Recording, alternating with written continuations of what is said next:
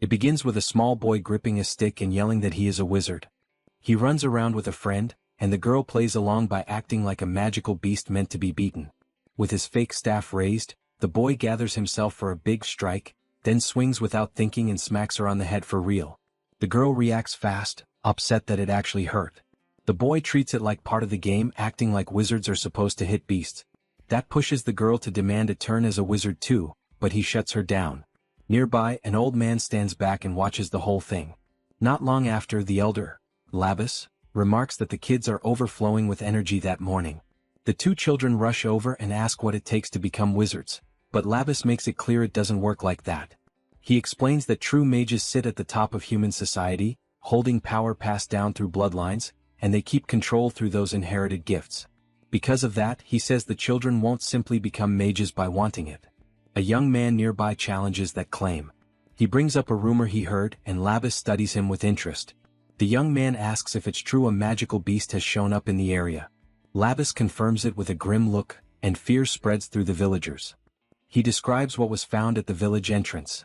A massive leopard-like creature wrapped in shadow. A woman quickly steadies her frightened daughter, saying the village chief already went to the city to bring back a mage. That calms the crowd. People start believing the beast will be dealt with soon. The mother still warns her child to stay out of the forest until it's safe. Labus backs that up, warning everyone that facing a beast without a mage is close to impossible. The same young man asks if the whole village has heard the news, and Labus says they have. Then the young man asks about a certain boy, but Labus doesn't seem to recognize who he means. The young man clarifies that he's talking about the boy from Hisaril Hill. The scene shifts to a shepherd named Turan stretched out in the grass, staring up with a bored, empty look while his sheep linger nearby. He sinks into the same complaint he's had for too long. Life feels dead and pointless. Every day shows him the same view, the same path, the same work, repeating until it all blurs together. He thinks that if it keeps going like this, he might even forget how to talk. A sharp voice suddenly snaps him out of it, calling him a pitiful kid. Labus has come again, irritated that Turan is already wasting time. Turan fires back by complaining that the old man's shadow is ruining his rest. Labus calls him disrespectful and asks if he's still bitter about what happened before. That old wound is still there. Turan recalls how Labus tried to take his flock after Turan's mother died. Since then, Turan hasn't felt any urge to be kind or share what was left to him with the village. He pushes Labus to stop circling and say what he came for. Labus bristles at the boy's nerve, but Turan doesn't flinch. He holds Labus's stare with a hard, steady look, refusing to back down. The elder drops the warning in full, and the young man jolts upright in surprise. Labus lays it out as a leopard as big as a house, and he claims he came straight there to warn him. What throws Labus off is how the shepherd shows almost no fear. He can't read where that calm comes from, but he still tells him to watch himself. Labus insists he came because he was worried. The shepherd calls that a lie. He throws it back in the old man's face, saying the worry is for the sheep, not for him. Labus snaps at that, anger flashing hard. The shepherd cuts him off and tells him to leave if he has nothing else to say. He even throws a crude insult, saying the old man's breath is so foul it could rot a nose. Labus storms off, boiling with rage. The shepherd stays put, calmly rubbing one of his sheep as if nothing happened. Once he's alone, the shepherd lets his thoughts drift back to the beast. Magical beasts are explained as the animal side of what mages are, creatures that can use mana the same way humans with power do. The idea of a real mage coming to the village sparks something in him. He feels a rush, imagining what it would be like to see one up close for the first time. At the same time, he assumes the mage won't be anything special, since the call came from a poor, remote village. Still, curiosity bites at him. He wonders how strong that mage will be. Then a strange smell slides into the air and pulls his attention hard. His body reacts before his mind fully catches up. The scent feels wrong, sharp enough to raise his pulse. He recognizes it fast. He looks up at the sky and takes it in like a warning that hits his blood. As dusk settles, he makes a choice and follows that scent into the forest to find out what happened. He moves along the dirt path with care, tracking the trail through the trees. Each step confirms he's going the right way. The smell thickens as he pushes deeper, heavier with every breath, until it starts to feel like it's clinging to the inside of his mouth. Then he stops cold. Ahead, he finds Labus and other villagers sprawled out, torn up by a brutal attack. The shepherd's stomach drops. He never expected the source of that smell to be Labus himself. He scans the damage and sees it clearly. No normal wild animal could do this. The wounds, the force, the destruction all point to one thing. This was the work of a magical beast, not some common predator. A strange sound cuts through the quiet. The shepherd tightens instantly, fully alert. From the darkness, a massive paw slides forward, claws long and sharp, moving slow like it knows it owns the place. A huge black creature steps out next, its shape heavy and wrong, its presence crushing the air around it. The magical beast reveals itself completely, standing in front of the young shepherd. Right then, the story jumps back to the little boy from earlier, now asking how strong those beasts really are. His father explains that a normal adult wouldn't last against one, not even for a moment. The boy grows uneasy and asks what will happen to the village. His father keeps him steady, saying the chief already went to bring a mage back to deal with it. That answer doesn't ease the boy completely. He asks, tense and afraid, if a mage can actually beat the monster. The father confirms it, describing mages as rare people born with magic, the kind who can drop a magical beast with a single word. The scene snaps back to the forest. The shepherd faces the creature without a flicker of fear. He speaks one short command, telling it to fall. Something unseen slams into the beast. It jerks like it got hit by an invisible force, confused by what just happened to its body. At the same time, the young man's body starts to glow, a thick red aura rolling off him like heat. He rubs at his head, realizing his first idea didn't land the way he expected. The beast takes the opening, roaring and rushing him with raw fury. The shepherd doesn't panic. He throws another command, telling the giant thing to stop. In the blink of an eye, a strange power slices through the monster, cutting it clean as if the air itself turned into a blade. That shocks him. He realizes he can't fully control the strike, even if he wants to. Still, the beast refuses to go down. Its body flares with light and knits itself back together, healing right in front of him like the damage never happened. With another violent roar, it proves it's nowhere near finished. It charges again, forcing the shepherd to retreat to avoid getting crushed. His first approach has failed, so he switches tactics without wasting time. He bends down, grabs a small stone, and locks it into his palm like it matters more than a weapon. He tightens his grip and readies his slingshot, deciding to fight like a shepherd should. The monster barrels in for another hit. The young man pours magic into the stone and orders it to become tougher. He starts spinning the slingshot, building speed. His eyes light up with a sharp golden glow as his focus narrows to a single point. He pushes again, commanding the stone to become faster, and he spins harder until the strap hums with force. He plants his feet, braces his whole body, and loads the throw with everything he has. Then he gives the last order, telling the stone to pierce its target. The stone launches like a bullet, blazing with blue energy. It cuts through the air in a straight line and hits the monster in the head before it can even react. A thick red mist bursts out into the trees. The stone doesn't slow down. It punches straight through and keeps flying, vanishing past the body like the beast was made of paper. With its head pierced, the massive creature collapses, finally dead. The moment rewinds slightly, showing the beast still throwing itself forward for a final rush. The shepherd already has his aim set, calm and sure, ready for the counter. The stone flies again toward the fallen giant, straight at the head. It strikes clean, does heavy damage, passes through without effort and continues on its path. The young man doesn't move as the dead weight drops behind him. He notes that this was the first time he used that power on a magical beast. He looks at the corpse and weighs what to do with it, considering tossing it off a cliff just to be rid of it. Annoyance rises in him as he complains that, in the end, he still ended up doing the villagers a favor. Then the truth shows through in a tight focus on his eye. He isn't just a shepherd. He's a mage. A memory takes over, and he explains that he first found his ability 8 years ago. When he was 10, he used his power to make objects float around the house. He got excited and tried to call his mother over, eager to show her firewood lifting into the air. But when she appeared, her face was hard and serious, and she wasn't pleased at all by what she saw. He also told her he could make fire and wind, and that memory stayed sharp in his mind. His mother snapped at him to stop, furious in a way he had never seen before.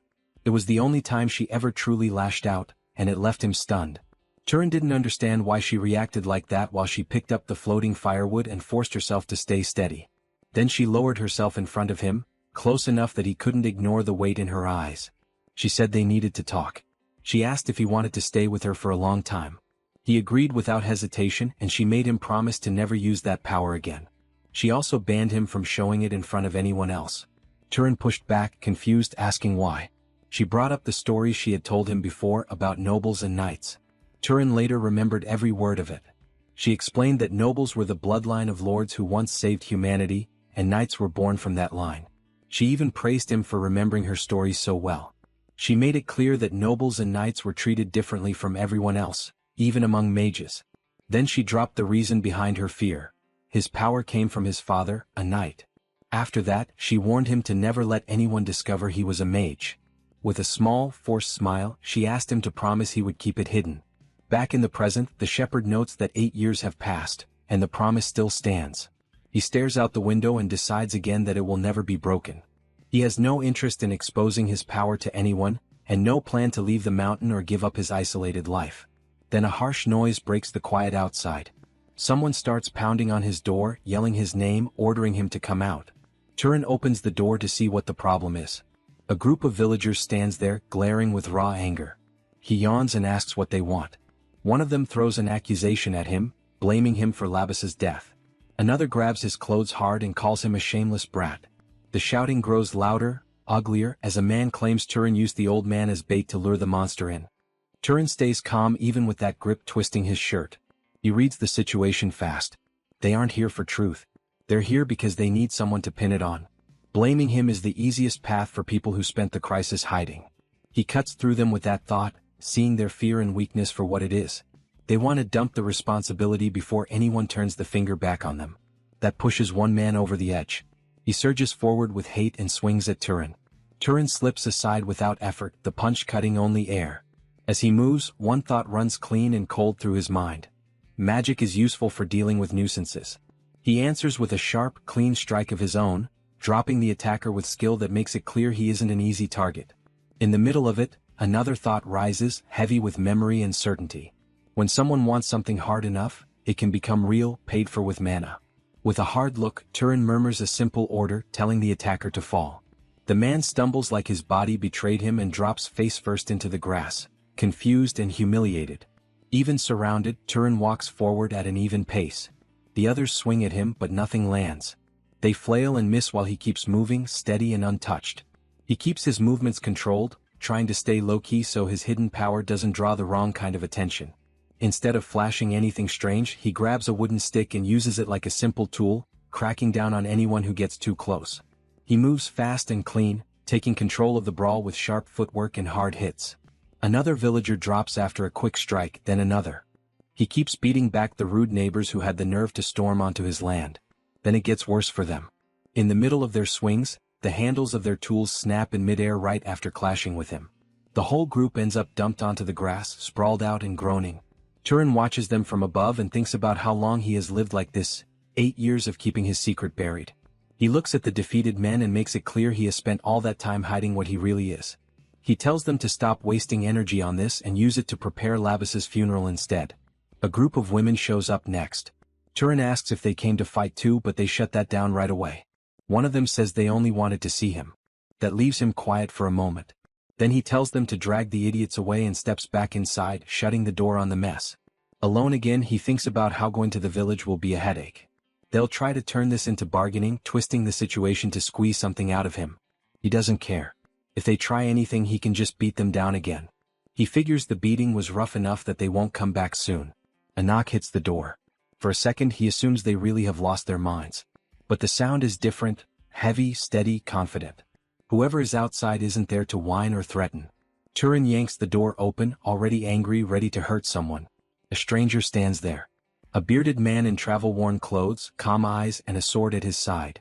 The man apologizes and asks to stay for a while because he's traveling. That word sticks in Turan's head. Traveling. It feels distant, like something from a world he never touches. The stranger apologizes again, saying he just dealt with unpleasant people. Turan thinks of his mother teaching him manners, and how he never uses that polite voice with villagers. The whole thing feels strange. He studies the sword and finds it odd to see a swordsman in a place like this. After a quiet breath, he lets the man in.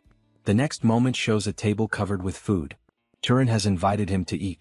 He offers what he has, nothing fancy, but the traveler still looks surprised. First by the meal and then by the fact Turan has never seen an outsider before. Turan explains he was born there and raised there and he has never left the hill. The swordsman drinks from a wooden mug while watching him closely. Turan drinks too, calm and measured, like he's trying to pretend this is normal. Then the visitor comments on Turan's posture and manners. For someone who has lived as a shepherd, his behavior is too polished. Turan credits his mother, then mentions she died a few years ago. The traveler responds with respect, saying she raised a fine young man and is resting somewhere good now. Turan accepts it and says he only lives the way she taught him. After that, Turan asks what brought a swordsman so far out. The man reveals he came because of a request. A leopard-type magical beast appeared in the area, and someone needed to kill it. Turan immediately understands. This is the mage the village chief went to find. The stranger confirms it without hesitation. The mage asks to question him. Turan allows it. The mage says he can sense the beast's aura nearby, yet the creature is nowhere in sight. On top of that, Turan's attitude doesn't match the situation at all. The village chief warned him about danger, but Turan sits there completely calm. The mage points out the obvious.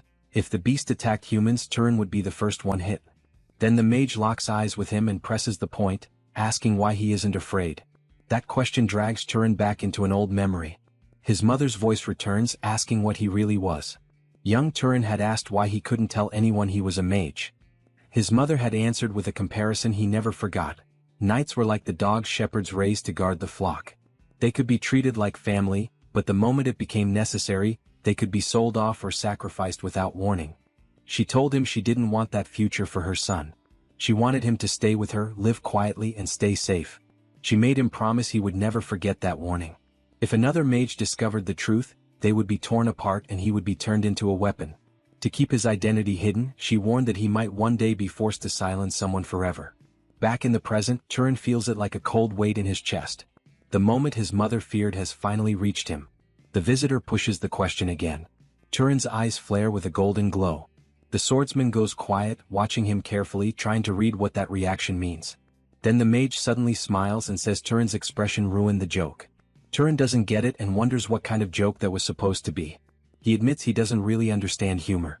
The mage waves it off, saying the surprise makes sense since it's Turan's first time hearing a mage joke.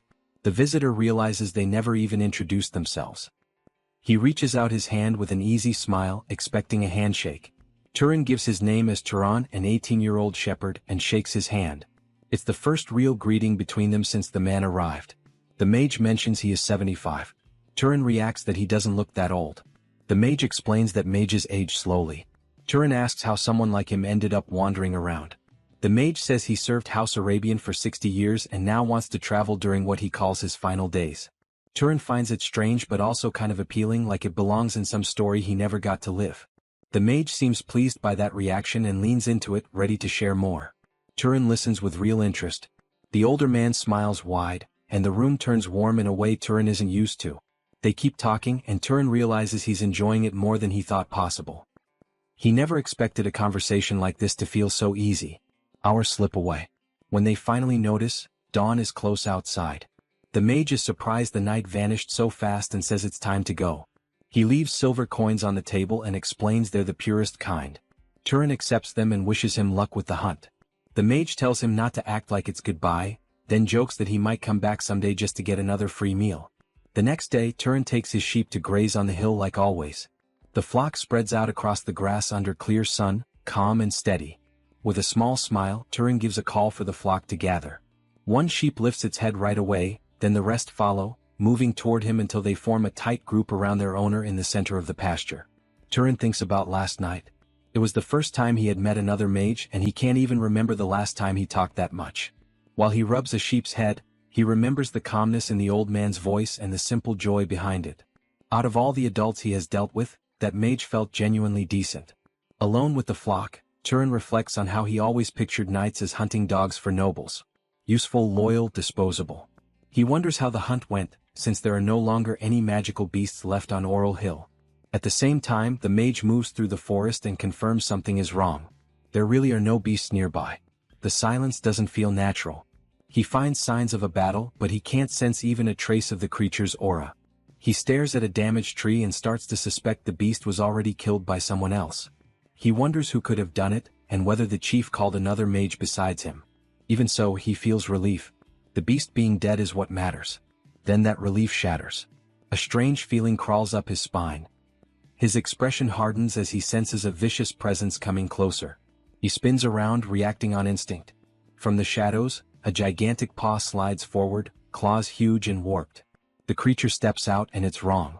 It looks like the same beast that attacked the village, but rotten, twisted, decaying, something dragged back from death and forced to move. The mage understands immediately. It's a corpse puppet, a marionette made from the monster's body. Shock hits him hard. He can't imagine who would do something that vile. The corpse puppet lunges, trying to crush him with a shadowy claw. The mage dodges fast, and the strike slams into the ground hard enough to tear out a crater. He recognizes the problem. This is what happens when mana isn't properly absorbed. No competent mage should leave a corpse like this. He launches upward and fires a heavy blast of energy into the puppet. He is now certain a mage killed the original beast, but he can't understand why they left it behind like this. He dismisses the idea that some rookie knight did it, because someone inexperienced wouldn't be able to bring down a monster like that. As he shapes a fireball, another thought takes hold. Whoever did this wasn't just hunting. They had another purpose. No matter what, the mage decides this has to end. He steels himself and prepares to throw everything he has into the fight. He unleashes a heavy blast of power at the shadowy creature, expecting it to rip the corpse puppet apart. Instead, the magic fades out, swallowed and erased like it never existed. Shock hits him hard. The mage realizes the monster's mana is stronger than his own. Then the creature vanishes into the trees, leaving him staring into empty space. He understands it's setting up a counterattack and starts searching the forest, trying to catch any sign of movement. That's when the enemy's shadow slips in behind him without a sound. The corpse puppet erupts out of the darkness and lashes him with a spiked tail. He has no time to move. The blow lands clean and brutal, tearing him up and leaving his arm badly injured. The force hurls him away. He slams into the ground and rolls through the grass, stunned by how fast everything turned against him. Flat on the forest floor, he can't believe a monster like this is even here. As the creature closes in, he wonders if this is where he dies. Still, he forces a determined smile. He refuses to quit. If he's going down, he plans to drag the thing with him. He gathers every bit of mana he can into one hand, building it for a last strike. The corpse puppet moves in, ready to finish him. The mage holds his focus and waits for the exact moment he can release everything at once. Then he launches himself forward, flying toward the monster for a desperate counter. A small blue light appears deep in the forest. In the next instant, a sharp streak of blue cuts through the air and slams into the creature right before it can deliver the killing blow. The hit comes from a direction the mage never expected. The impact smashes the corpse puppet into the ground and leaves it still in the middle of the woods. The old man stares, confused and stunned.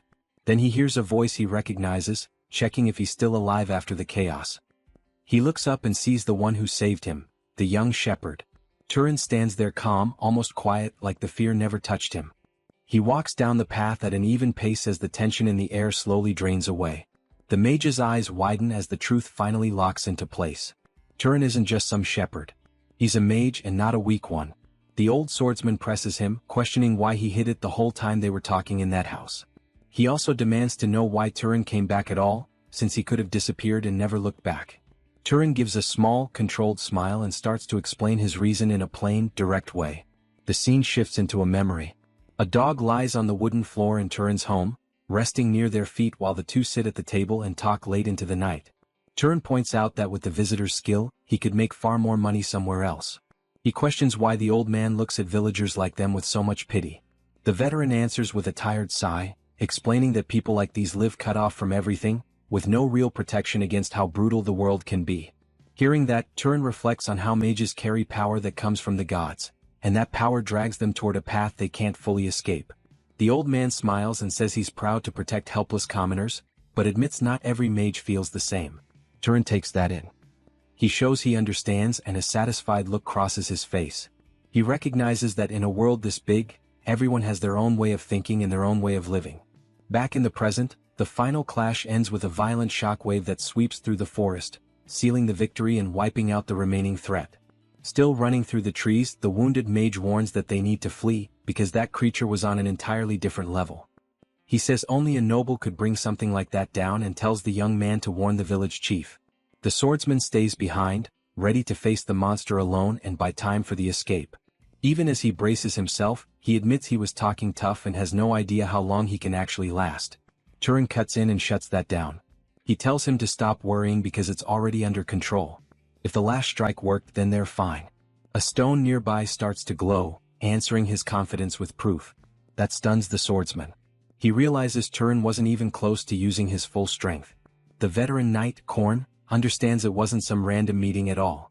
Then more stones lift off the ground, floating in the air with intense blue energy.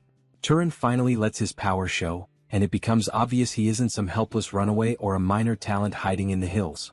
Turan smiles and admits he wanted to test his own limits too. With rocks hovering around him like a halo of weapons, he steps forward to face the massive shadowy creature head-on, calm and certain. Korn tries to shut it down, warning that the enemy is too strong. He insists they should fight together. But the monster doesn't wait. It charges straight at Turan. Turan answers first. A thick beam of blue power tears through the air. Korn can barely follow it. He realizes he would only slow Turan down now. So he lowers his glowing hand and stops forcing himself into the front line. His role changes on the spot. If he can't win this fight himself, then he can at least make sure Turan survives it and grows from it. Then Turan releases a crushing wave of mana that rips through part of the forest. Trees and ground suffer under the blast. Even after that, Turan clicks his tongue in irritation because it didn't do what he expected. He tries to finish with a kick, but his leg passes through the creature like it's smoke. No damage. No resistance. Korn shouts the truth into the chaos. A phantom can't be hurt by physical hits. Turan keeps his eyes on the advancing shape and asks how he's supposed to kill something like that. Korn tells him to use fire. He adds that lightning can work too. Turan extends his hand and flame slams into the monster, but it still doesn't look affected. Turan complains that it isn't working. Korn tells him he's missing the point. To affect a living thing with power, there has to be a cause. It isn't just throwing energy. It's building the right chain that lets the force stick. Then Korn freezes as understanding hits him all at once. Turan never absorbed the beast's mana. That mistake is what allowed it to become a phantom. The old mage is shaken by what he's seeing. Turan is already this strong without real training, without proper technique, without the basics drilled into him. Korn yells for him to create fire and then launch it properly at the creature. Making fire is simple. Controlling it is what takes years. Turan does it instantly. No hesitation. No struggle. He forms it like it's natural, like he's been doing it forever. Then he stomps down hard, grounding himself, loading his body for a clean strike. With one sharp motion, he sends a fireball flying with full force toward the shadowy monster. The fireball slams into the creature's eye with perfect aim, triggering a violent blast that floods the air with flames. The phantom's body starts to burn away, its shadowy form breaking apart as the fire eats through it. Korn shouts for Turan to stay locked in and keep feeding mana into the flames. If anything remains, the phantom can persist. Turan hardens his focus and forces more power into the burning mass, refusing to let it escape. The heat surges. A swirling storm of fire finishes the job, and the creature is erased completely. With the threat gone, Korn finally lets himself breathe and celebrates.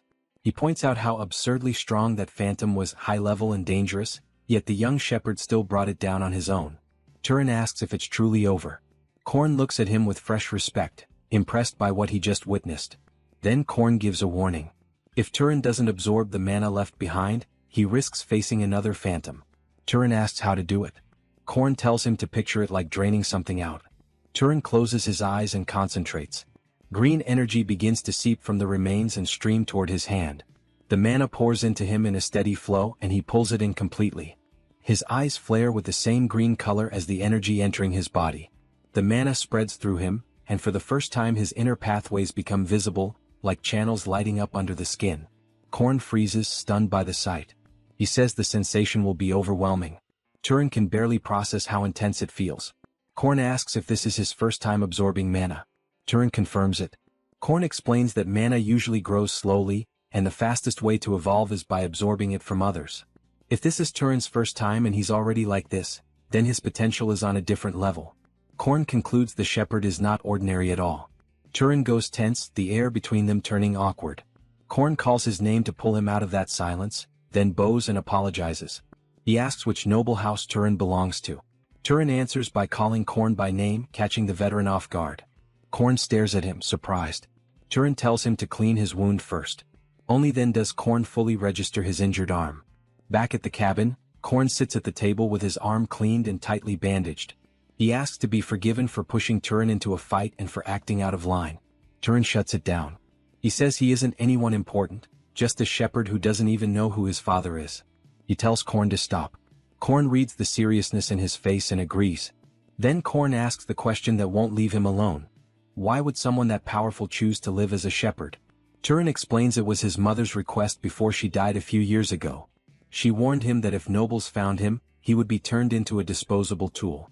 Korn says his mother was wise. Turan is thrown off by that reaction. To him she always felt overprotective. Korn tells him she wasn't completely wrong. Great power always drags conflict behind it. He brings up a war from 20 years ago between noble houses, a brutal clash between House Arabian and House Sahar. The fighting is shown as something massive and unforgiving, and thousands died because of it. Out of 3,000 knights serving House Arabian, more than 900 were killed in the fighting. Korn's voice turns heavy as he admits the worst part. Every friend he had, everyone he knew well, ended up in that third who didn't make it. He remembers losing friends, losing family, watching them wiped out by the enemy until only he was left. The Wanderer says a warrior's life can end far faster than the life of a normal commoner. Still, he points out that Turan's mother misjudged one thing, his talent. That catches Turan off guard. The old man admits he is a skilled swordsman, but even so, Turan erased that phantom with disturbing ease. He says Turan's potential sits at a noble level, maybe among the highest talents around. Turan stays quiet, letting those words sink in. His mind starts drifting toward what that kind of future would mean. Then he asks if the story about his father being a knight was even true. The Wanderer explains that rare cases exist, cases where things don't follow the usual rules. After that, the veteran suggests Turan would be better off leaving the hill and seeing the world. Turan asks why. The older man answers that humanity still needs protectors to tame the land and stand between people and danger.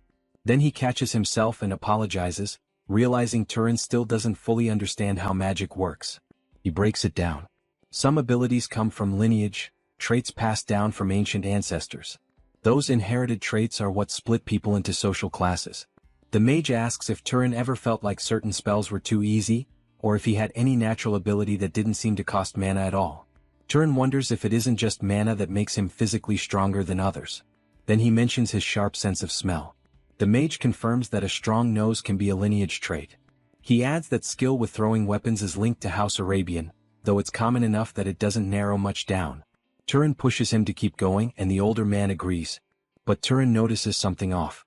The visitor's mood shifts. His face tightens. Turan calls it out, confused. The swordsman turns serious. Turan asks what changed. With a steady stare, the elder says he already knows which noble house Turan's abilities match most closely. Turan asks which family. The veteran holds that calm, guarded expression a moment longer, then reveals it. Turan's traits belong to one of the kingdom's great houses, a family known everywhere as the Hunters. House Sahar. The name lands like a hammer. Turan goes still, shocked into silence. The sound of it echoes in his head, leaving him numb. He can barely accept that he carries the lineage of Zahar, the same house that brought so much death and pain to the man sitting across from him. He looks at the veteran and wonders if the same cursed blood runs through him, the blood of the war's villains. He doesn't know what to do with that. He doesn't know if he's supposed to apologize for people he never met, crimes he never committed. The guilt still presses down anyway, heavy and stupid and hard to shake. The silence breaks when the older man says his name in a calm, steady voice. He places a hand on Turan's shoulder and tells him to stop wearing that crushed look. He reminds Turan that he wasn't part of the past war, not even close. Still, the weight doesn't leave Turan's chest. The elder smiles softly and says that was a fight for adults. Holding on to hatred only stretches the suffering out forever. Turan asks if the man feels any regret. The veteran asks what he means. Standing there in the open pasture, Turan asks if the man regrets telling him to leave the mountain life. The old man explains the truth without dressing it up. If Turan goes after power, the path will pull him toward House Sahar sooner or later, because talent like his won't be ignored. Turan is startled by how direct it is. But then he realizes something else in the man's words. Despite everything, the veteran trusts him. He believes Turan's character is clean, and that there's something solid and decent inside him. The old man says he saw Turan's kindness the moment he risked his lifelong secret just to save a stranger. Looking ahead, he thinks someone like Turan might even stop new wars before they start. Then he tries to ease the tension, telling him not to treat everything like a death sentence, since he still hasn't chosen his path. Turan looks toward the horizon and feels his thoughts settle. They're clearer now than they've ever been. A small smile forms as he admits he has finally decided to come down from the hill and see the world for himself. The veteran is glad to hear it, but he warns against leaving too suddenly because of his injuries. Turan answers that he won't go anywhere until his friend is fully healed, and that choice shows exactly what kind of person he is. Watching him from the window later, the older man concludes Turan truly has a rare heart and a future that won't stay small for long. After that, the veteran begins teaching. He explains that magic needs mana, the so-called key to omnipotence. Turan turns that over in his mind, but the old man corrects the idea. Mana isn't as absolute as people make it sound. Turan asks what decides how mana turns into real magic. The man raises 3 fingers and says the difficulty depends on 3 things: lineage, affinity, and causality. He starts with lineage. It's tied to family blood and affects most nobles. He uses his own injury as an example. Turan admits he couldn't heal it with magic. The veteran explains that some lineages can heal without training at all, like a family from the south whose power does the work naturally. Then he moves to affinity, describing it as familiarity. Turan understands right away and compares it to how he made a fireball by treating it like a thrown stone. The veteran agrees, adding that simply creating flames wouldn't give the same speed or force as shaping it with the right feel and method. Finally, he names the last and most important factor: causality. Even he admits he doesn't fully understand it. To show what he means, he asks what would happen if Turan tried to strike him using only raw mana. The result would be weak because there's no cause built for the effect. He demonstrates on the mug. The water begins to boil. He explains that this kind of result appears when mana is pushed without the right cause behind it. Turan watches and says he finally understands it a little. If he wants to take someone down, he needs to create a cause that makes sense, like launching a fireball instead of just forcing mana forward. The veteran is impressed and jokes that Turan could have been a scholar. Then Turan asks why he needs these rules for magical beasts if he can control normal animals. The old man explains the difference is the mana inside the beast. Turan takes it in and realizes a real mage doesn't just throw mana around, they understand how it works and why it sticks. Turan asks if the Zahar lineage has its own special ability. The veteran confirms it does and says they're known for tracking. Then he challenges Turan to try it. Turan accepts immediately. He closes his eyes and focuses, willing himself to leave no trace, no sound, no scent, nothing. White smoke starts to rise off his body as he pours energy into the spell. The older knight watches closely, unsure if it actually worked. Then Turan vanishes from the chair. Only a faint streak of golden light remains on the floor. The veteran confirms it worked because Turan is no longer visible. Seeing that ability in action tightens something in him, the old fear he carried from the past. The room feels empty, like Turan erased himself from the world around him. A moment later, Turan reappears in a flare of light, proving the spell held. The veteran calls it a terrifying gift, one feared by Arabian knights for good reason. Still, he warns that invisibility isn't perfect. It has limits and weak points. He decides to teach Turan how to train it. Turan questions whether it's dangerous to help someone tied to an enemy house. The veteran reminds him that Turan saved his life and treated his wounds. With a hand pressed to his chest, he makes it clear he trusts Turan's character completely. The scene cuts to the village. The chief shouts in disbelief when he hears Turan is selling his sheep and leaving. Turan stands ready for the road, equipped for travel, while the chief complains that he's leaving without warning anyone. The mage with him only smiles, questioning why Turan should care what others think about his own property. Turan lays down terms. If they don't pay a fair price, he'll release the whole flock and walk away. One of the men Turan beat before calls out in panic, warning the chief not to push him. The chief grumbles, knowing Turan is the type who follows through. With no real choice, he hands over a bag of coins and the sale is done. The elder tells Turan to do whatever he wants. And with that, the 2 travelers finally leave the village behind. On the road out, Turan remembers the village still owes the mage payment and offers to collect it for him. Korn refuses right away. He says he won't take anything because the one who truly killed the magical beast was Turan. Turan accepts that with a small smile, and they keep walking side by side along the dirt road until the trees thicken and the forest line comes into view. At the forest edge, Korn stops and says this is where they split. He apologizes for not traveling together and admits he feels better moving alone. Turan accepts it and thanks him for the help and the lessons. Korn gives a quiet farewell and tells him to stay safe out there. Turan answers the same way, hoping they'll meet again someday. He stands there and watches for a long time as Korn's figure shrinks down the trail and finally disappears. Only later does Turan understand why he never wanted Korn to talk to him in stiff, formal ways. Deep down, Turan had always wanted a father figure. Someone solid to follow, someone to measure himself against.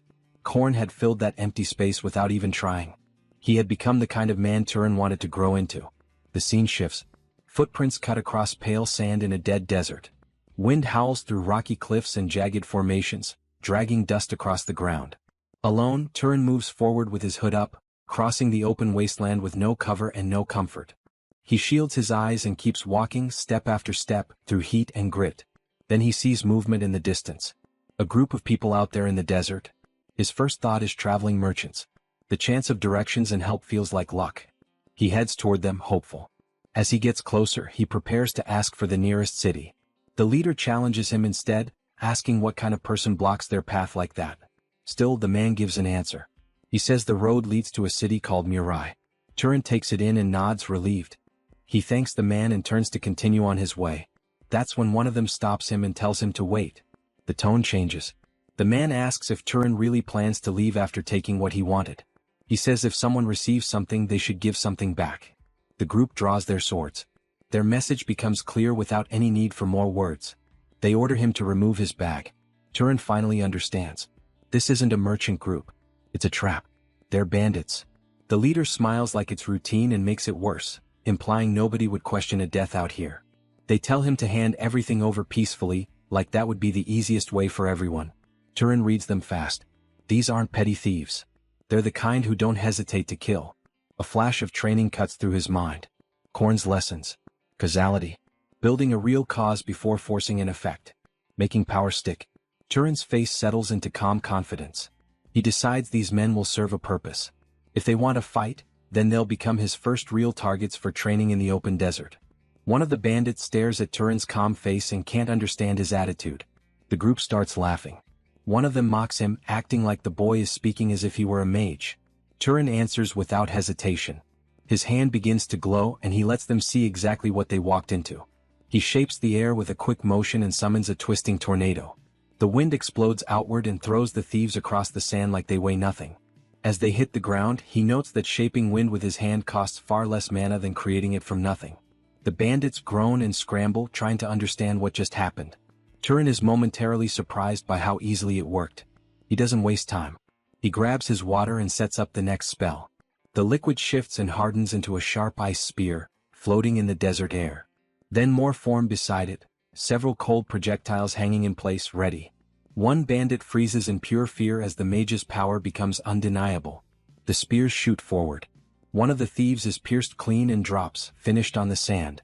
Turan judges the result without emotion, thinking the spell would be even better near a real source of water, and that throwing rocks still feels stronger. The leader collapses to his knees and begs, claiming he didn't know Turan was a mage. The others rush to offer everything they have, promising anything if he spares them. Turan answers by stomping his foot into the sand, making it clear he isn't listening. Stone pillars surge up from the ground and drive forward like a moving wall. The bandit chief stares, horrified, unable to believe what he's seeing. The end is ugly and quick. One by one, the thieves are crushed and wiped out by Turan's magic. Turan walks up to the leader, who panics and promises to answer anything if he's allowed to live. Turan asks why they attacked without any plan since he could have been a mage. The answer makes Turan blink. The man says it happened because Turan bowed. The leader explains they assumed politeness meant weakness, that a respectful traveler had to be an ordinary person. Turan takes that in. Instead of anger, he feels something colder, clarity. He thanks the man because that answer teaches him something useful. Hope surges in the leader's face. He asks if Turan will really spare him. A single drop of water rises and floats above the man's head. The leader remembers Turan's name, and the night with Korn flashes back like a warning. Korn had said Turan would meet many people, and he had also warned him never to feel pity for bandits who hurt others. Turan finally understands why that advice was so hard.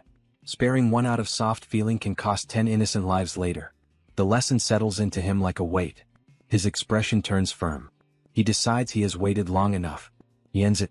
Afterward, he follows the cart tracks cutting through the sand and keeps moving across the desert. As he walks, a clean thought rises for the first time, sharp enough to hurt.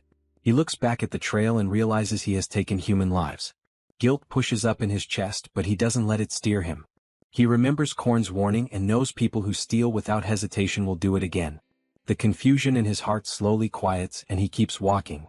After a long stretch of travel, the desert finally gives way to a new sight. Life, movement, color. Turan stares, stunned by what opens up ahead. On the horizon stands a city, wide and busy, with a massive castle rising at its center. A sign marks the place. Murai. It's called a small city, but to Turan it looks enormous. He has never seen so many people gathered in one place. Even the buildings look strange compared to the rough village structures he grew up with. As he steps into the market streets, surrounded by noise and crowds, he finally feels like he has entered a real city. He stops at a fruit stand. The vendor greets him with loud energy at first and asks what he wants to buy. Turan answers that he isn't there as a customer. Instantly, the vendor's mood turns sour. He tells Turan to leave if he isn't buying anything. Turan is thrown off by how fast it changes. He wonders if there's some rule here where you have to purchase before you're allowed to speak. To test it, he points at the red apples and asks what they cost. The vendor names the price in Dupit and keeps studying the young outsider with open curiosity. Turan starts counting out coins and the seller adds that he accepts other types of payment too. After the purchase is done, Turan asks where he can find an inn. The vendor points him along a route and tells him to follow the path.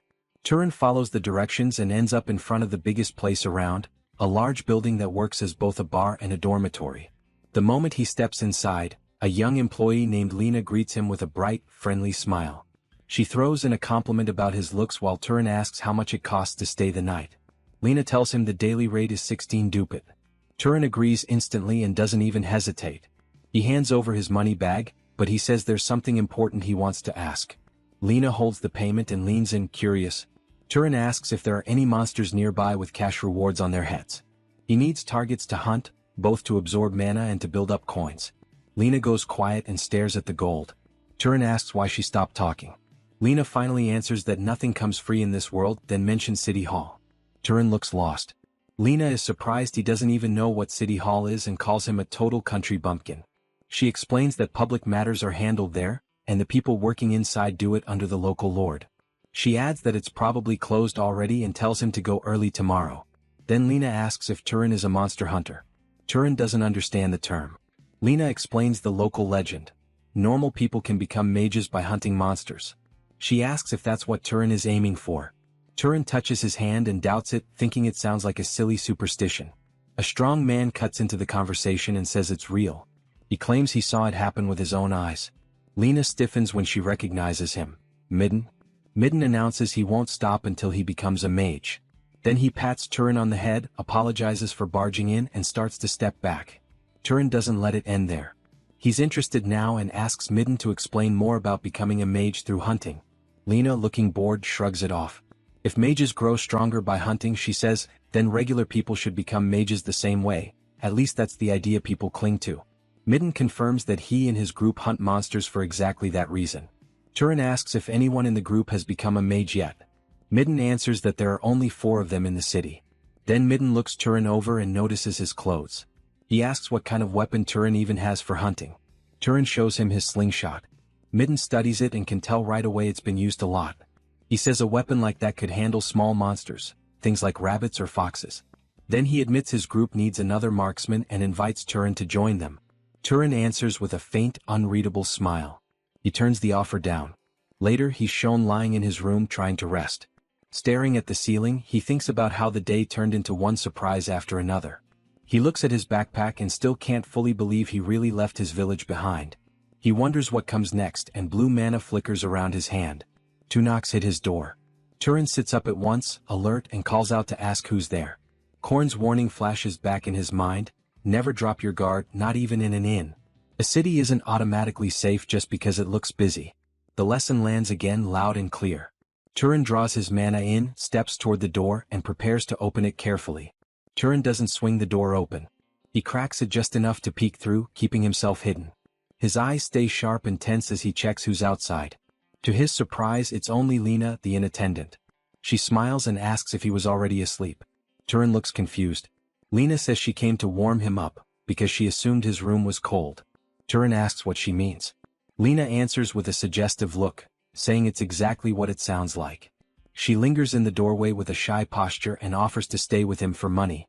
Turan asks what happens if he isn't interested.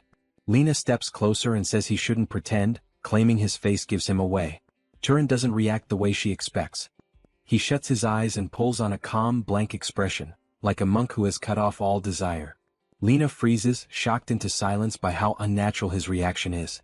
Another memory flashes up, Korn yelling at him not to do that. Korn had warned him that many girls like that carry illnesses and trouble. Turan remembers the lesson clearly: don't let desire drag him into something stupid. Lena leaves in a huff. Turan lies back down and thinks the city isn't easy either. First the fruit seller, now Lena. The place feels cold, quick to bite. Elsewhere, one of the monster hunters questions his leader. He asks why the boss wanted to bring the newcomer along when he doesn't look useful. Maidon answers that the boy's arrogant attitude would make him perfect bait. But the truth slips out too. The newcomer reminded him of his younger self and he worried about that flimsy weapon. If the rookie stayed near him, maybe he'd survive a little longer. Back in his room, Turan hears the conversation through the wall. A slight smile pulls at his mouth. Maybe the city isn't as heartless as he thought. The next day, Turan heads to the city hall to start for real. Inside, an employee greets him politely and asks what he needs. Turan asks if he's an official. The man answers with a look that says the question is obvious. Turan gets straight to the point. He says he came to hunt monsters. The official looks surprised. Turan recalls Korn's warning again. This world won't be kind for no reason. Korn had said the way to be treated well is simple. Show people you're a mage and respect follows. Turan holds that thought as the official hands him a paper with a hunting request. The man warns him not to take the poster, only read it and return it. Turan studies the drawing and asks if it's a crow. The official mocks him, asking if it looks like a cat. Then he gives a real warning, bring the monster's body back. If the mana isn't handled, it can turn into a phantom. Turan says he already knows. Leaving a magical beast corpse behind carries a death penalty. He remembers the disaster before and states he won't repeat that mistake. He asks why the knights aren't the ones hunting. The official says they don't have time because their job is keeping order inside the city, not chasing threats outside. He looks down on Turan and says this kind of work is for outlaws like him. Turan leaves. The official watches him go and assumes another corpse will end up outside. Then everything flips. A crow-like monster's eye snaps open with a sharp, sinister glow. Then the scene shows it already dead on the hall floor, a huge wound torn into its chest. Employees stare down at the body, stunned. They can't believe how fast it happened. Turan has already returned with the corpse. Turan confirms he killed it alone and asks how to claim the reward. The official stammers and says they'll pay. He hands over a bag of coins and tells Turan to get some rest. Other workers inspect the body and note the wings are still intact, impressed by the clean condition. Then someone notices Turan hasn't left. He's still standing there. The receptionist asks why he's still in the hall instead of heading back to the inn. Turan asks if there are any other monsters worth hunting nearby. The official is stunned by the question. He can't believe the young man is still asking for more hunts after coming back that fast. The scene shifts to the inn. The most expensive dishes on the menu are spread across a table. Lena sets down a full feast and admits she never imagined someone like him would take down 30 monsters in 3 days. She comments that he must have made a fortune. Turan eats without holding back. Even while enjoying the food, Turan stays serious. Coins aren't his real goal. He's after mana. That's what matters to him, and absorbing it has already made him far stronger. He can feel it clearly, his mana has multiplied since meeting Korn. But he also senses a ceiling approaching. Weak creatures aren't going to push him much further. Lena doesn't really understand what he's talking about. The owner and Lena stare at the table afterward, shocked that he cleared everything alone. The owner jokes that he eats like a starving wolf despite being skinny. Lena looks pleased that he liked it. Turan thanks them and says the food was good. As he starts to leave, someone grabs him from behind. A heavy hand clamps onto his clothes. A group of bullies steps in, blocking the way, asking if he's enjoying something good all by himself. One of them calls him a beanpole and says he heard Turan has been earning a lot of money. The brute suggests he should donate some of it to them and swings a slap at him. Turan blocks it easily. The attacker freezes, shocked. Turan stays calm and throws the words back at him, asking if he wanted a little charity after all. That makes the bully snap. He roars and winds up a full power punch. Turan slips aside and answers with a clean hit that launches the man across the room. Another goon grabs a wooden bench and rushes in. Turan stops it with one hand and shatters the bench like it's dry twigs. Then he clamps a strong grip onto the attacker's cheek and twists with effortless control. Blue light flickers in Turan's hand, and the goon drops hard to the floor, finished. Lena rushes in with a tight, forced smile trying to calm things down. Then she snaps, yelling that fighting inside the inn is forbidden. Later, the bullies are shown bowing low and offering apologies. Back in Turan's room, Midden shows up and says he already dealt with them and it won't happen again. He explains they've been short on money and got jealous seeing Turan's winnings. The two goons stammer out their apologies. Turan asks if things are really that rough. Midden admits they're tight. He clenches his fist and says in about 3 days he'll scrape together enough to pay for the room, but it's his own problem. Turan holds out a bag of coins with a small smile. Midden stares stunned. Turan says it's payment for Midden's kindness earlier for inviting him. Midden asks how Turan knew. Turan repeats the rule of the city. Nothing is free in this world. Then he asks for information in return. Midden brightens, saying that's what he does best. The scene cuts to a wide view of Mirai, its buildings packed together under the shadow of the castle. Turan stands on a cliff preparing to move, thinking this might be his last hunt in the city. Midden has already given him details about the next city, so it's time to go. Turan admits that information was worth it. He also decides Midden is a good man. When he compares him to Korn, he feels the difference. Midden is less experienced but in some ways more open and kinder. Then Turan's eyes widen. A familiar scent hits him, sharp and wrong. His stomach tightens. Hoping he's mistaken, he takes off at full speed into the forest. He finds huge claw marks ripped into a tree, clear signs of a fight. His expression turns hard as he follows the trail of destruction deeper into the woods. Then he finds it. A horrible scene. Someone is down, badly injured. Turan recognizes him as one of Midden's hunters.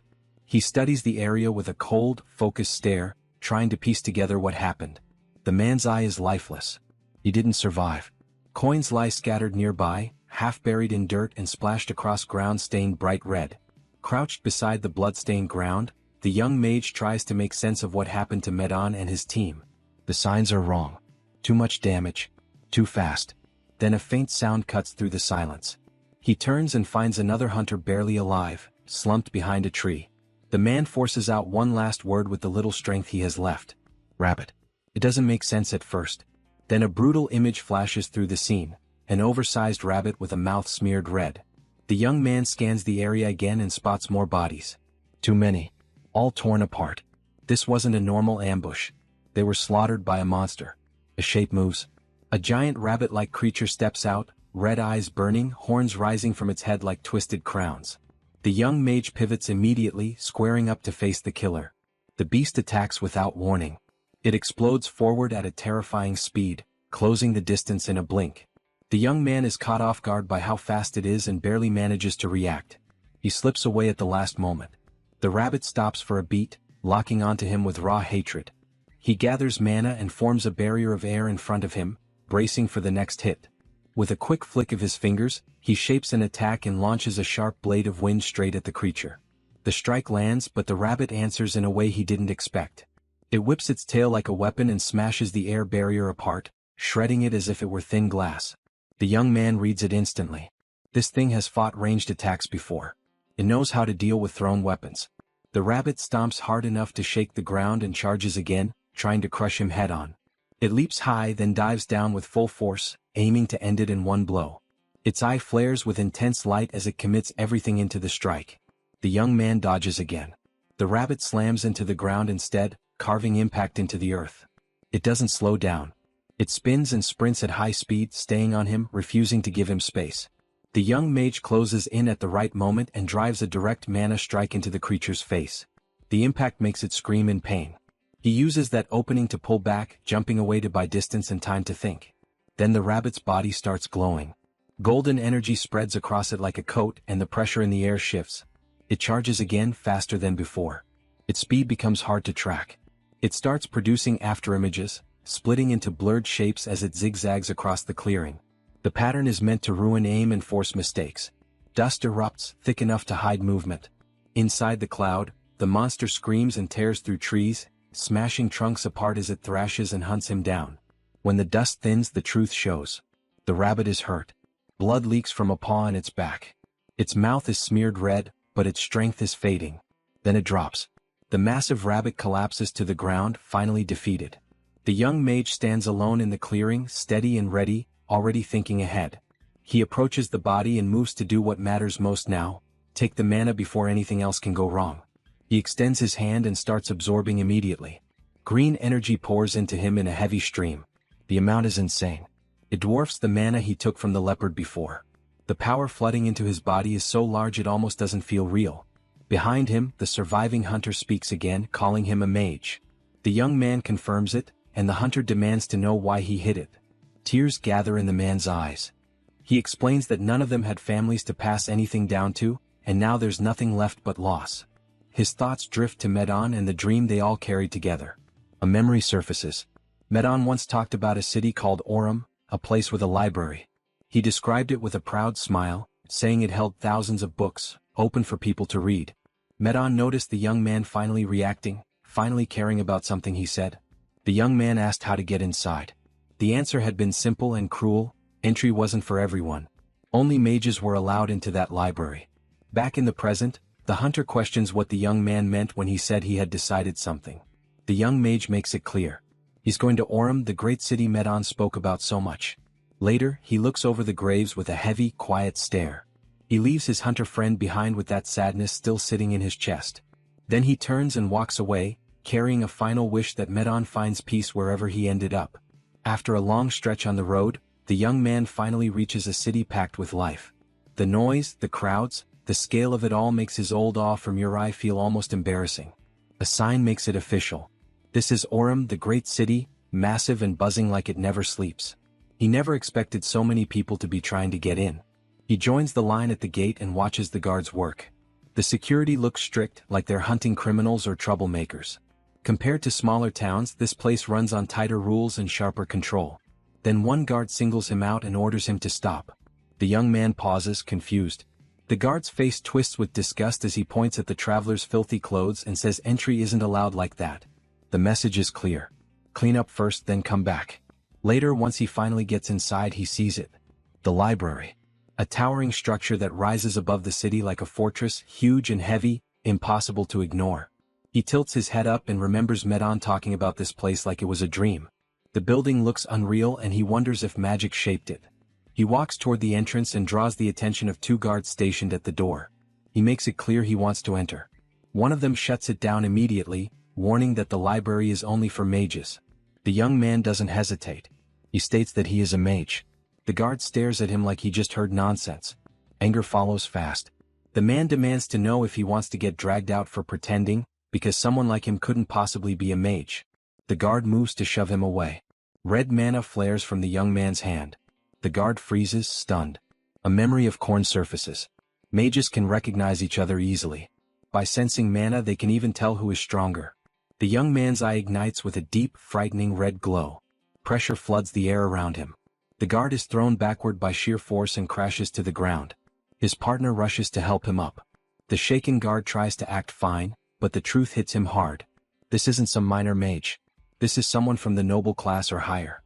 He introduces himself as a knight of House Baltas and asks which family the young man belongs to.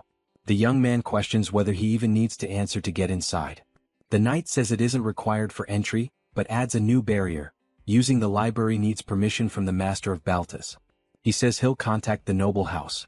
The next scene shows the young man sinking into a luxurious bath with a tired sigh. He had expected getting into the library to be simple.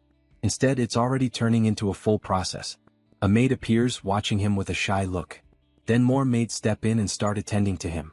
He clearly doesn't like it. He wonders how his life turned into this. 3 young women helping him bathe like he's some priceless guest. He awkwardly tells them to stop. They answer at the same time, obedient. One explains that if they fail to serve an important guest, they'll be punished. He gives up arguing and tells them to do what they want. The maids visibly relax and thank him. After the bath, one maid stares at him, openly impressed, then slaps a hand over her mouth when she realizes she reacted too strongly. Dressed in clean, new clothes, he asks if something is on his face. She apologizes and admits she blanked out because the guest is too handsome. He lets it slide but tells them not to speak to him so casually. Then he catches his reflection in the mirror and freezes for a moment. Cleaned up, he barely recognizes himself. A young woman with red hair walks into the room and studies him with sharp curiosity. She teases him, implying he was the guest, who showed up looking like a beggar. Then she admits the truth with a smug smile. After a bath and proper clothes, he now looks like a prince. He gives his name as Turan. The red-haired woman introduces herself as Azella, a noble of the house. She asks which family he belongs to. He refuses to reveal it. Azella smiles like that answer is a gift. She says it's a shame he won't share his origin, and her eyes narrow with interest. If he wants to hide, then she decides it's time for a little game. Orange mana detonates through the hall like an explosion, flooding the room with crushing pressure. The blast catches Turan off guard. Azella stands there with a challenging look, pushing her power outward and demanding he show his own. Turan feels the weight of her mana slam into him, heavy and intense, and he realizes just how dangerous this noble woman is. The moment Turan sensed Aziel's spirit force, he answered with his own, letting his energy pour out without pause. In a blink, the entire room drowned in raw power as the two forces met. Their mana slammed together head-on, making the air turn thick and hard to breathe, trembling under the strain. A guard rushed in front of the maids, putting himself between them and the spreading pressure. But the heavy aura still rolled through the chamber like a storm that refused to settle. After several tight seconds, Turan cut off his release. Aziel stopped as well, already done testing him. She didn't look threatened. She looked pleased, almost too pleased. Her eyes dropped to her hands, studying them with a strange focus, like she had just proved something important to herself. Then she flashed a playful smile and threw out a sudden marriage proposal. The words hit Turan like a strike to the head. He locked up, stunned, his thoughts wiped clean for a moment. Aziel noticed his frozen face and teased him for reacting like that, brushing it off as a joke, yet still pushing him to consider it. She made it clear the place beside her was empty. With that final jab, she turned and left with her guard, her presence sticking to the room even after she was gone. Turan stayed where he was, stuck in place, trying to untangle what she meant. He glanced down at his hand, feeling the faint aftershiver from their clash still lingering in his body. Doubt slid into his mind as he quietly weighed what he had just felt. Her mana matched his. If that was true, then maybe this level of strength wasn't rare here. The scene shifted to a different room. A man waited there in calm silence, Rug Valtas, the Lord of Orem. When Turan entered, the noble received him with steady composure, acknowledging that Turan already knew who he was. Rug repeated Turan's name as if testing how it sounded, then went straight to the point. Turan wanted access to the library. Rug didn't waste time feeding fantasies. People came chasing rumors, so he shut them down early. There was no hidden ancient miracle inside that library. No secret method to skyrocket mana overnight. Turan listened without flinching. He accepted it outright, making it clear he hadn't come for cheap shortcuts in the first place. Rug studied him for a moment, then allowed it. Nothing inside was confidential to the house anyway. Still, the day was already late. Turan would rest and return tomorrow, and Rug asked if that was fine. Turan showed real gratitude, bowing his head, promising he wouldn't forget the kindness. The next day the Grand Magic Library came into view. Turan walked toward the immense tower, its height stabbing into the sky like it was built to challenge the heavens. At the entrance, the guards checked him and confirmed his pass, welcoming him into the Sky Library. Turan pushed the doors open and stepped inside. His body stopped on instinct. Rows and rows of books rose above him in a massive circular design, climbing upward in a spiral that looked like it never ended. The air felt old and heavy with time, carrying the dry scent of parchment and knowledge sealed away for centuries. Turan had never seen anything like it. Awe slipped out of him before he could hold it back as he took in what the place truly was. Then a voice came from nearby, greeting him by name. He turned and found a young girl standing there. She introduced herself as the librarian, chosen by the Lord to manage the library, and stated she would explain the rules for using it. She claimed the rules were simple. Turan stared, thrown off. In his mind, the disbelief hit fast. This kid was the librarian? She raised one finger and started laying it out. If he damaged anything, he would pay for it. No messing around with books. And while he used the library, she would watch him the entire time. Turan nodded, but hesitation showed as he asked for distance while he read, admitting it would feel wrong with her hovering close. Then curiosity pushed through and he asked if she had read the books here too. She answered like it was obvious. If he needed something found, he could rely on her. She claimed she was the best at it. Then she tilted her head with a sharp, playful edge and pressed him for what he wanted, tossing out options like romance, history, or something dirty like it was all the same. Turan was caught off balance by how blunt she was, but he steadied himself quickly. What he wanted wasn't entertainment. He wanted the world's basic common knowledge. This time it was the librarian who looked surprised. She reacted fast, moving with surprising speed as she gathered a heavy stack of books and dropped them in front of him. Most of what sat in that library had survived for hundreds of years, which made it useless for anything recent. Still, she guided him toward a section that could at least fill the gaps and give him something close to practical. Turan thanked her with real sincerity. She brushed it off with an easy, casual answer. He picked up one of the books and stared at it like it was a strange tool he had forgotten existed. The thought slipped out of him as if he was relearning something basic. Then he opened it carefully and started reading. The moment his eyes moved across the pages, something lit inside him. The feeling wasn't small. It was sharp, almost hungry. The book wasn't just ink and paper, it was a door. From there, his life fell into a strict routine. Every single day he went back to the library. He stayed for hours, reading until it became normal, until it became necessary. Day after day he drowned himself in the knowledge packed into those ancient walls. Little by little the world stopped being a fog. He learned the shape of the land, the borders, and the names that mattered. He learned the races that lived in it and how they dealt with each other. He learned how wizards were expected to behave, what manners mattered, and what rules people pretended not to break. He absorbed the methods used to create and process items, how materials were handled, refined, and turned into something useful. He studied monsters that hunted in distant regions and relics that had survived since the ancient empire's time. With every detail he took in, the empty space in his head filled. What used to feel like a wide, unknown void gained form. The blurry parts sharpened. The pieces connected. The world became clearer, heavier, and more real. Then the scene shifted. The Lord stood in front of him again, calm and controlled, checking whether Turan had used the library well. Turan confirmed it with respect. The Lord made something clear right away: this had nothing to do with noble status. Granting access had been goodwill. And now the Lord wanted payment for that goodwill. Turan didn't stall. He made it simple: say what was needed. A monster had appeared north of Orem and had started attacking travelers. Turan met the Lord's eyes and understood the direction immediately, pushing the idea forward without games. The Lord continued, and his face tightened. The Phrenides who were sent to handle it never came back. They were eaten. That meant it wasn't a clean job. It meant someone with real power needed to step in. The Lord's house could only mobilize a small number of people right now, which made the situation worse. Turan agreed without drama. Deep down the reason was clear: protecting people was part of what a wizard should do. Still, something about it rubbed wrong. It raised a quiet doubt in him. Weren't wizards usually the type to avoid getting involved in problems like this? The Lord added another reason. The northern route mattered. It was a major trade path for Orem, and it had been shut down for 10 days. It needed to be reopened fast. Turan counted it in his head. 10 days. That was before he had even arrived in Orem. The pieces clicked. That explained why the Lord had handed him library access so easily in the first place. The scene shifted again. A large group left the city in an organized procession, moving north toward whatever waited out there. Among them, a comment cut through the march, an observation that the Lord was bold enough to send even a guest to hunt a monster. The voice belonged to Hisaril. She walked at the front with easy confidence, pushing the pace like she owned the road.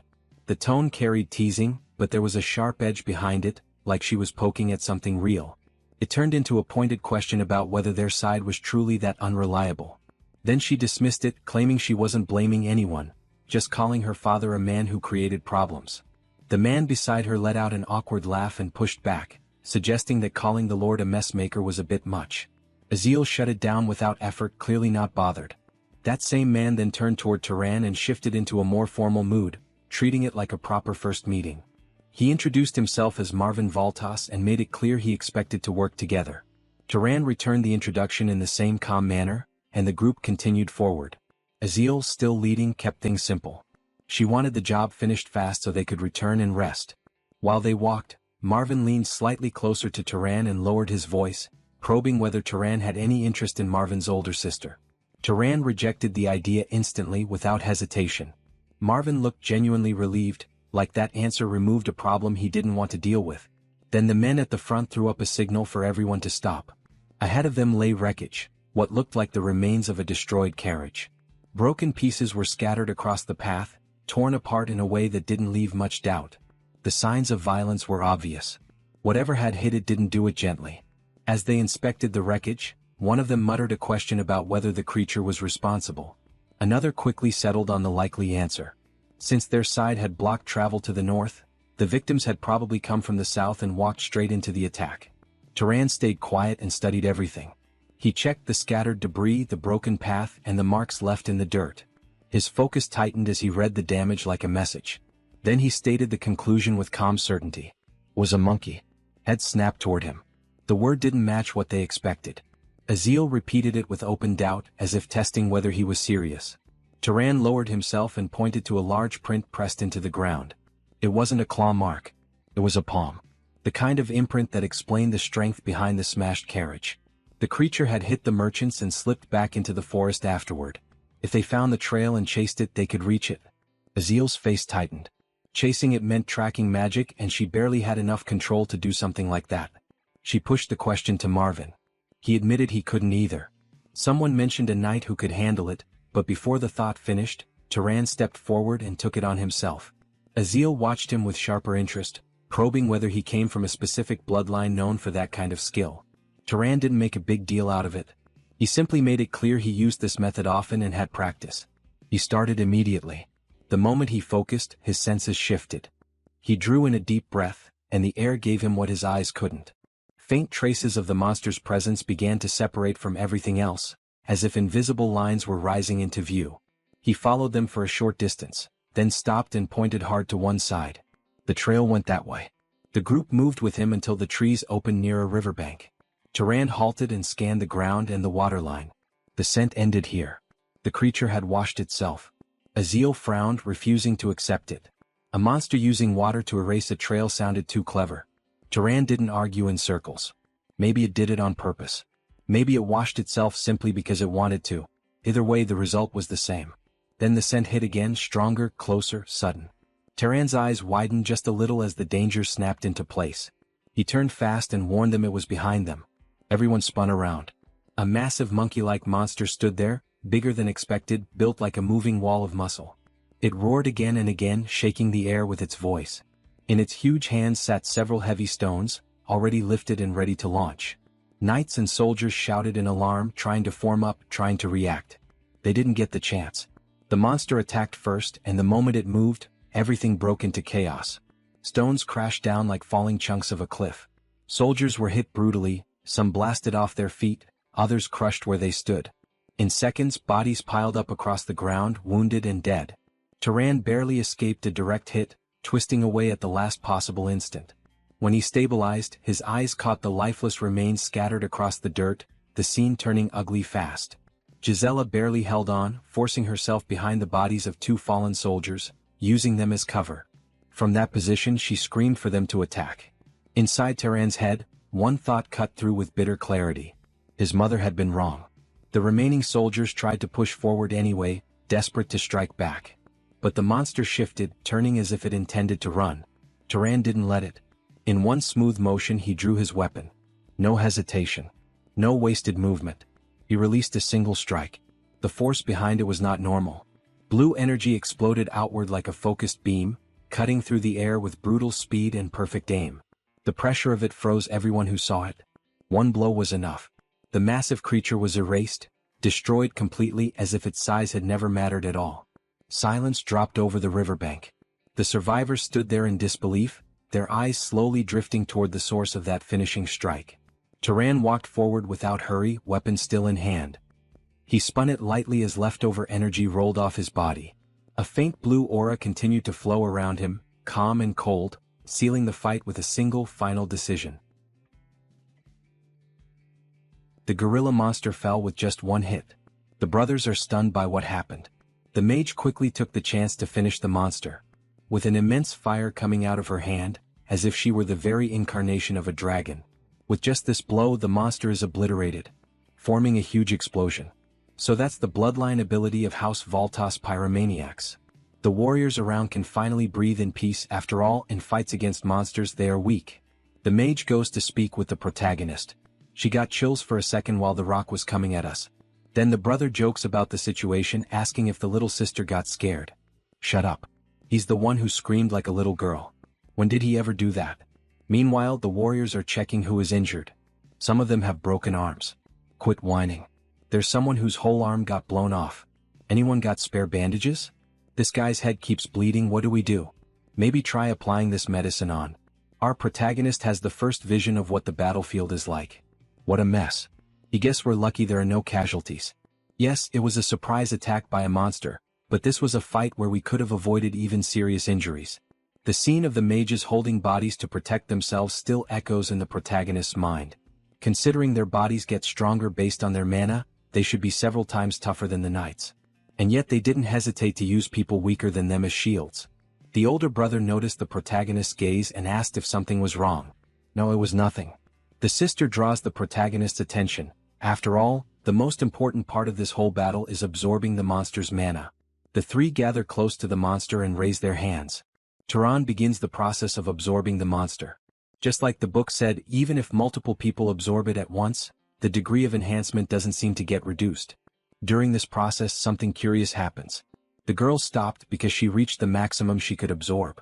This crappy growth limit of mine. The brother also reached his limit. Meanwhile, Turan continued the absorption process naturally. Now the girl understood why her father sent Turan with them. That level of spell proficiency and a mana capacity that rivals her. To think he's a noble who hasn't even reached his growth limit yet.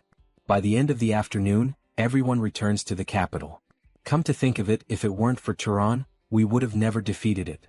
From the tracking ability, to landing the hit that knocked the monster down. It was his attack that did it. Please, it wasn't anything spectacular. If anything, he regrets noticing it too late and letting it get the first strike.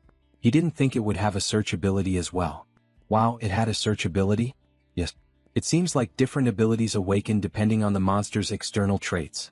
The monkey we killed had big hands and big eyes, but it looked nothing like its original form. It probably awakened an ability to throw things with great force, and the ability to see far away or to see through the forest.